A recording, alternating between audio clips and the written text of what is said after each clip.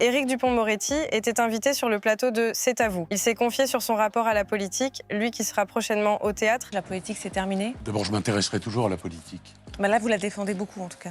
Un sujet qui a notamment engendré quelques tensions entre lui et Anne-Elisabeth Lemoine. Il a toutefois reproché à l'animatrice le fait qu'il ne soit pas suffisamment interrogé sur la politique au cours de l'entretien.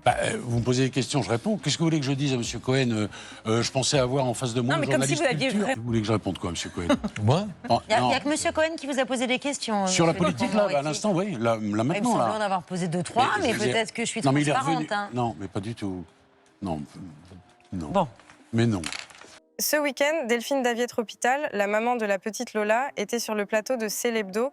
Sur le même plateau et à côté de cette mère en deuil, Christophe Ondelat a déclaré « On a là une preuve flagrante que l'aide médicale d'État est indispensable ». Je suis d'accord avec lui sur le fond de ce qu'il dit, c'est-à-dire qu'il a soulevé un sujet très important dont on parle jamais. Une analyse que cautionne Thomas Guénolé, nouvelle recrue de la saison. Il a soulevé un sujet très important qui est sous les radars, c'est qu'on a 3 millions de malades mentaux graves en France, dont 40% ne sont pas soignés, argumente le chroniqueur. C'est dégueulasse de dire ça. Bien sûr qu'il y a des bombes humaines, on l'a déjà dit ici, qui sont en liberté. Mais là, cette dame-là, si vous dites ça, ça veut dire qu'elle ne sera jamais jugée. C'est pas grave, elle ne savait pas ce qu'elle faisait. Mais c'est dégueulasse. Alors taisez-vous. Je ne suis pas disponible pour un concours d'émotion. Non, je ne peux pas entendre ça. C'est dégueulasse de dire des choses comme ça. Le ton est monté d'un cran sur l'antenne de France 3 Alpes. Sur le plateau de Dimanche en politique était invité Alexis Joly, député du Rassemblement national sortant. Au cours de l'émission, Alexis Joly a été interrogé sur l'une des mesures du RN, à savoir la privatisation de l'audiovisuel public. Privatiser le service public, notamment, bien sûr. Privatiser le service public, désolé c'est-à-dire pour vous, mais j'espère que vous pourrez retrouver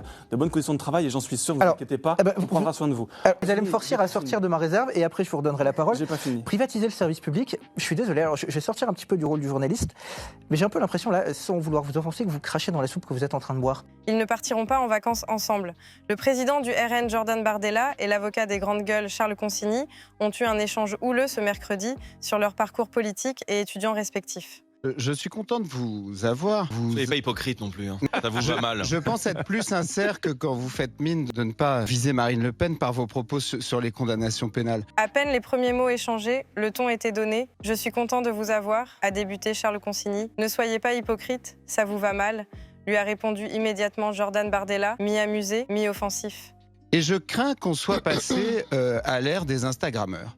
Et je pense que Gabriel Attal, vous-même, sont en réalité des gens qui sont à la politique, parce que l'ENA Situation est à la mode. Pour l'avocat, l'ancien Premier ministre et le président du RN maîtrisent très bien leur image et ont un talent oratoire, mais n'ont pas preuve par leur formation ou leur parcours de leur capacité à assumer des fonctions auxquelles ils aspirent. J'étais pas sur Instagram, j'étais en train de regarder le score que vous avez fait la dernière fois que vous êtes présenté à une élection. Vous avez fait 12%, vous avez fini 4e, vous vous êtes fait sortir. Et si vous aviez été au bout de vos études, vous auriez peut-être eu un métier comme le mien. Okay, bah oui, excusez-moi, excusez-moi de vous le dire. Moi, j'ai fait 32% aux élections européennes et 11 millions aux législatives. Alors peut-être qu'à part vous, il y a des Français qui trouvent un intérêt à ce que je sois dans la vie politique. A poursuivi Jordan Bardella avant d'accuser Charles Consigny d'être déconnecté des Français et de vivre dans un petit confort. Et d'ailleurs, je me souviens que pendant les élections législatives, j'avais débattu avec M. Consigny et qui me courait derrière dans les loges pour m'implorer de faire des photos avec ses collaborateurs.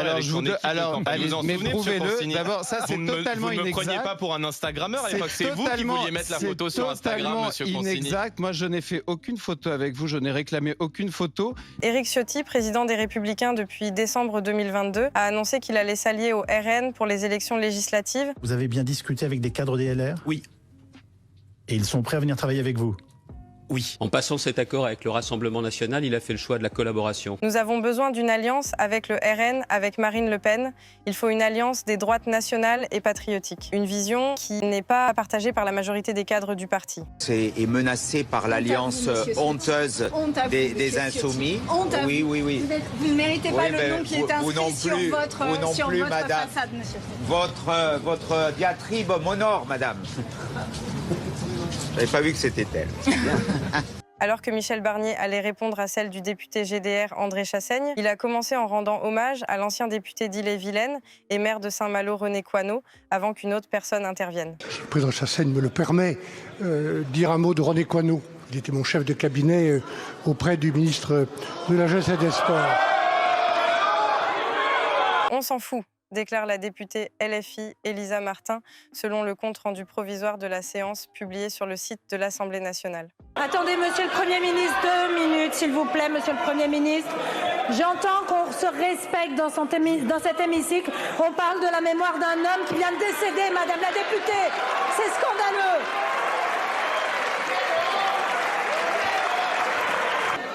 Madame la Présidente, en effet, juste du respect. Ce lundi 2 décembre 2024, BFM TV a déclenché une édition spéciale consacrée aux menaces de censure du gouvernement. À cette occasion, les journalistes ont reçu le député du Rassemblement national, Mathieu Vallet, qui a tenu à critiquer le journaliste Thomas Legrand, éditorialiste chez Libération. Dans votre microcosme de bobo parisien, vous avez des histoires tout le monde à donner. La ruralité que vous méprisez, les agriculteurs que vous évoquez jamais, c'est aussi ceux qui ont voté pour nous. On fait pas de procès de Libération. Vous êtes gentil. Non, n'arrêtez pas de parler, Mathieu Vallet. Non, s'il vous plaît. J'ai écouté, monsieur. Vous n'arrêtez pas de parler depuis 5 minutes, là, Mathieu Vallet. Le principal intéressé répond alors « Désolé Mathieu Vallet, on est sur un moment, ça s'appelle une censure 49.3. C'est des Français dont il est question et pas de la guerre entre le RN et l'IB. » Mais face à ces remarques, l'animateur a tenté de reprendre la main. Excusez-moi, Mathieu Vallet, mais ça ressemble plus à rien. Sur l'IB. C'est mon émission, si vous le permettez. Voilà, dans ce cas-là, si ça convient pas, je m'en vais. Mais non. Dis donc, quand il y a de la contradiction qui vous plaît pas. Mais c'est pas la contradiction, vous parlez de l'IB depuis 5 minutes, on s'en fout de Libération, Mathieu Vallet, excusez-moi. C'est un bon journal, mais là, c'est pas le sujet. Mais je m'énerve parce que je voudrais qu'on parle des Français de l'Assemblée nationale. Vous voulez que je vous apporte un Prozac?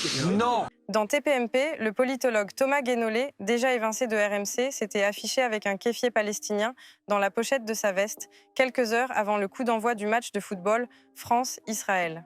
En soutien à la cause palestinienne, à l'occasion du match de foot, j'ai porté ce soir sur le plateau de TPMP le kéfier palestinien en pochette de ma veste. Si ce détail vestimentaire n'a pas été relevé en direct, Thomas Guénolé s'était penché sur la symbolique de sa démarche sur son compte X dès la fin de TPMP. Ce n'est pas grand-chose, mais les symboles, c'est important, avait-il notamment écrit. Ce qui me dérange, avant toute chose, le fait de ne pas m'avoir demandé. C'est une manière de me trahir en ne me demandant pas. Aujourd'hui, c'est pas possible de faire ça, de faire des choses dans mon dos. Il a fait le malin en le mettant sur Twitter. Au lieu de... Il n'aurait rien dit, personne n'aurait vu. Et là, il a fait le malin sur Twitter. Non, moi, j'ai pas voulu qu'il vienne parce que pour moi, il est déjà mis à pied. Le président Emmanuel Macron s'est rendu à Mayotte du 19 au 20 décembre 2024 suite au passage du cyclone Chido. Dès son arrivée dans la matinée et tout au long de la journée, il a été confronté à la détresse des habitants et aux urgences, nombreuses. Là où on n'a pas d'eau, il n'y a pas d'électricité, il n'y a rien. Il va nous apporter quoi? Est-ce que sa venue nous ramènera l'eau? À la nuit tombée, une foule remontée l'attend à Pamandzi, sur l'île de Petite-Terre, face à Mamoudzou. Macron démission. Tu racontes des salades, lance des jeunes et des mères de famille en colère à un chef de l'État qui n'arrive pas à s'exprimer. Quel est l'autre territoire de cette région comme ailleurs qui livre de l'eau, du fret, des soignants comme on le fait ici? Alors il faut que tout le monde se respecte. Faut pas s'énerver contre nous. Et donc vous avez... Emmanuel Macron a aussi annoncé un fonds d'indemnisation pour les non-assurés, dont il n'a pas encore dévoilé le montant. Les coûts des dégâts pris en charge par les assurances ont été estimés entre 650 et 800 millions d'euros. Et vous m'écoutez? Bon. D'abord, je voulais vous dire que je sais combien, parce que c'est insupportable ce que vous vivez depuis 6 jours. La peur, le cyclone. Je suis pour rien pour le cyclone. Vous pouvez me le reprocher, c'est pas moi. Le procès pour soupçon d'emploi fictif d'assistant parlementaire européen du Rassemblement national s'est achevé. Le tribunal ne rendra jugement que le 31 mars. L'avocat de Marine Le Pen était invité dans C'est à vous. Le rappel du Parlement européen qui a quand même signalé au Rassemblement national que ça n'allait pas, ce rappel a été ignoré pendant 12 ans. Pourquoi? Patrick Cohen a essayé de coincer maître Rodolphe Boslu avec un document compromettant dans le procès pour soupçon d'emploi fictif, sans succès. J'ai jamais eu de rappel, je ne sais pas d'où vous sortez un rappel. Cette lettre qui est dans le dossier. C'est une lettre de 2012. Attendez, je vais la retrouver. Elle n'était pas dans la réquisition. Très heureux de l'entendre. Non. Ni dans le dossier? Non. Mais vous êtes un super procureur. Non, vous avez raté une vocation, je vous assure. Parce que là, franchement... Je regardais les choses. Écoutez, non. semblait que c'était non. Lors du rassemblement organisé mercredi soir pour condamner le viol à Courbevoie d'une jeune fille de 12 ans, le maire, PS de Paris-Centre, a réagi contre les hurlements d'un militant d'extrême droite à son encontre. Il est attaqué par celles et ceux qui condamnent l'alliance avec la France insoumise pour les législatives. Est-ce que l'antisémitisme est résiduel?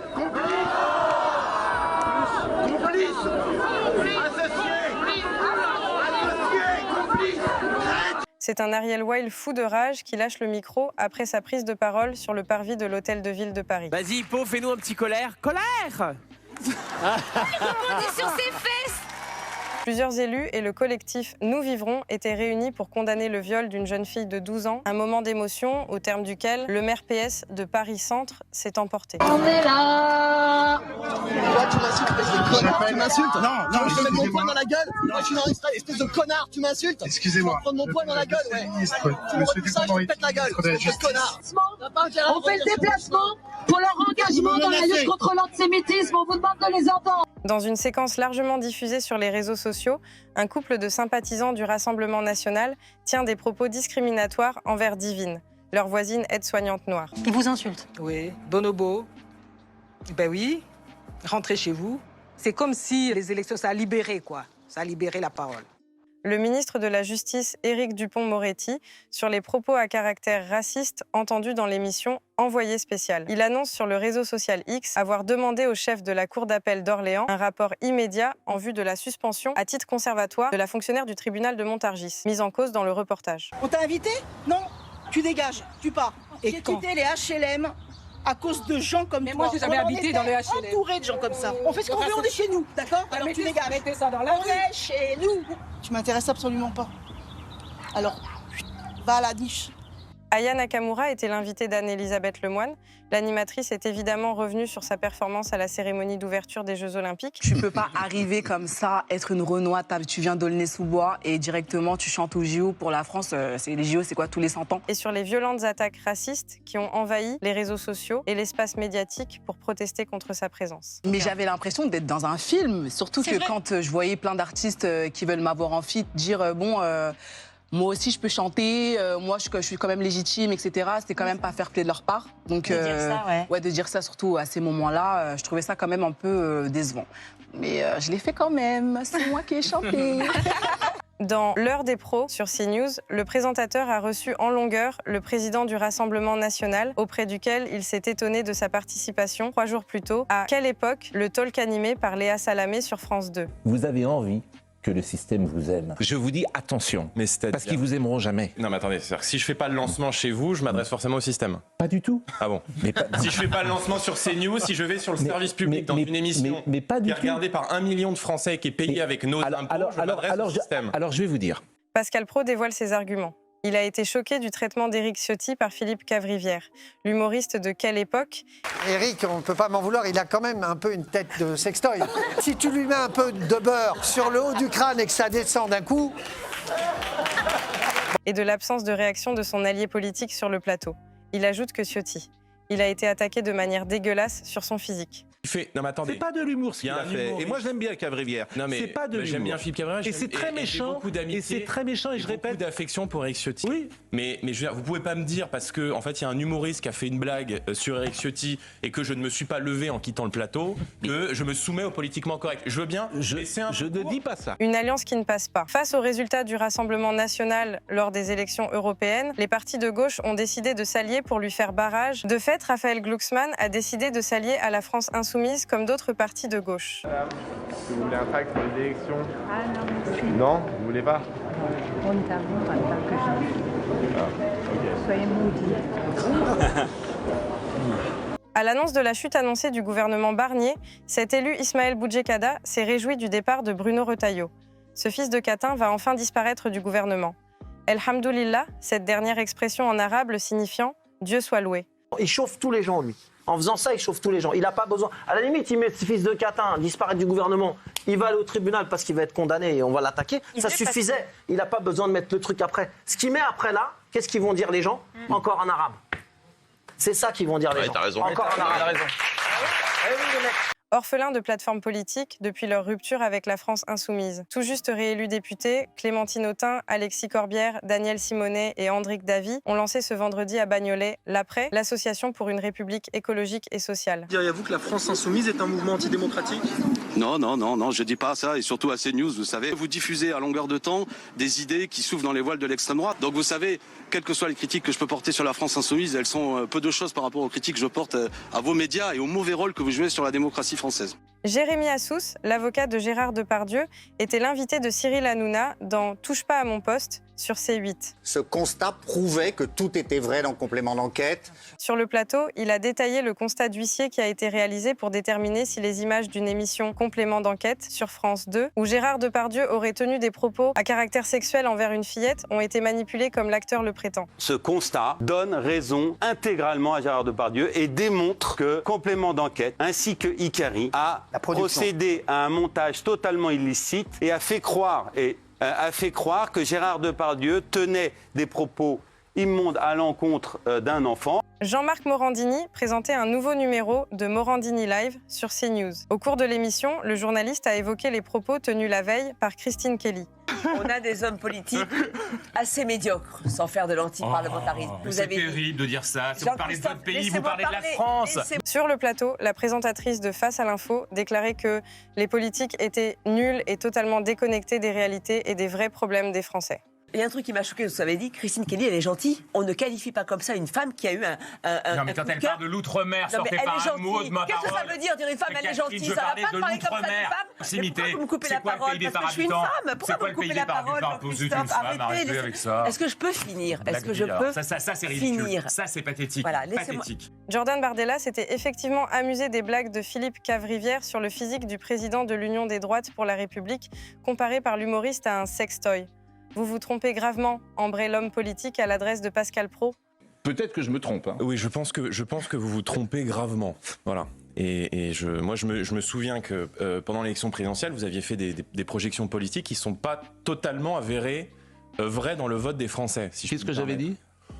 Vous encensiez Éric Zemmour, par exemple, et la manière d'Éric Zemmour de faire de la politique. Vous vous en souvenez ? Après la polémique, dans un message publié sur X, Christophe Ondelat dit « Je m'adresse là à tous les abrutis qui m'ont lynché pendant 2 jours. Commentez un extrait, montez comme tous les extraits d'émissions pour faire le buzz. Je vous invite à aller voir le replay de l'émission en entier. Vous verrez que l'attitude que vous me prêtez à l'égard de la maman de Lola est très loin de la réalité. Il s'est passé beaucoup de choses avant cet extrait, a-t-il souligné. Je vais le dire comme je le pense, de manière assez brute, mais M. Ondelat est un taré. C'est le seul qui doit se faire soigner dans cette histoire. Soigner pour gauchisme, soigner pour cette idéologie qui met les Français en insécurité, qu'il ose dire ça à côté de la mère de la victime, d'une victime qui a été torturée, mutilée, violée. Ezzedine Ahmed Chaouch était l'un des invités de BFM TV pour évoquer les récentes prises de parole de ses confrères Karim Rissouli et Mohamed Bouhafsi, récemment visés par des messages à caractère raciste depuis les résultats des élections européennes.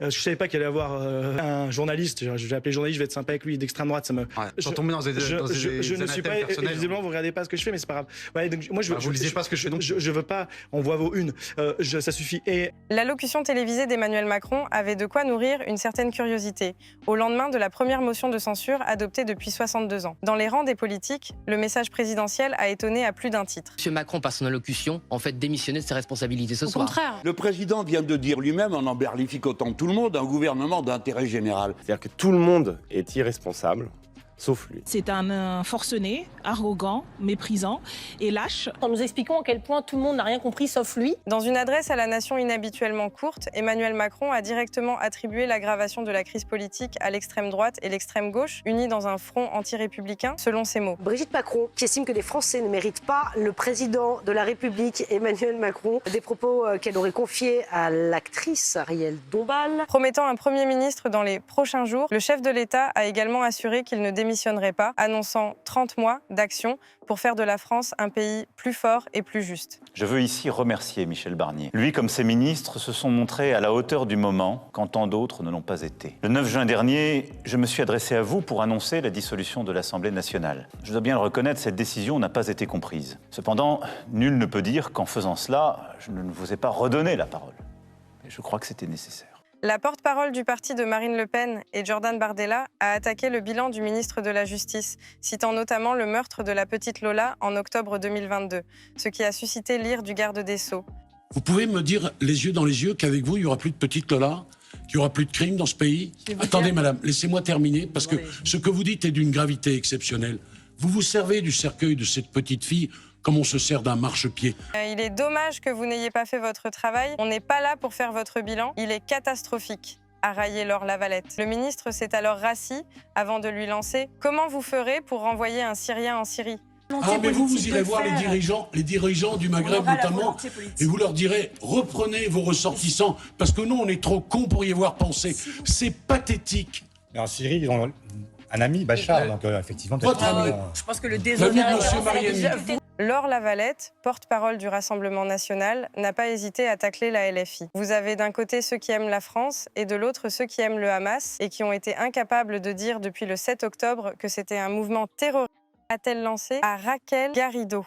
Vous avez dit, excusez-moi, Raquel Garrido et ses amis n'aiment pas la France, ils aiment le Hamas. J'aime pas la France et j'aime le Hamas. Je pense que vous n'avez pas montré... Oui ou non? Parce que maintenant, ça suffit les conneries que vous dites. Vous êtes en train de mentir à la France entière. Je pense que Mme Garrido perd ses nerfs. Non, bien sûr que je perds mes nerfs, parce que c'est honteux. La séquence était plutôt passée inaperçue dimanche. L'ancien député socialiste et cofondateur de SOS Racisme, Julien Drey, est sur le plateau pour son face-à-face traditionnel avec maître Gilles William Goldnadel. Moi, je suis un Français qui était heureux de la cérémonie d'hier, mais un Français qui était aussi heureux de la cérémonie des Jeux Olympiques.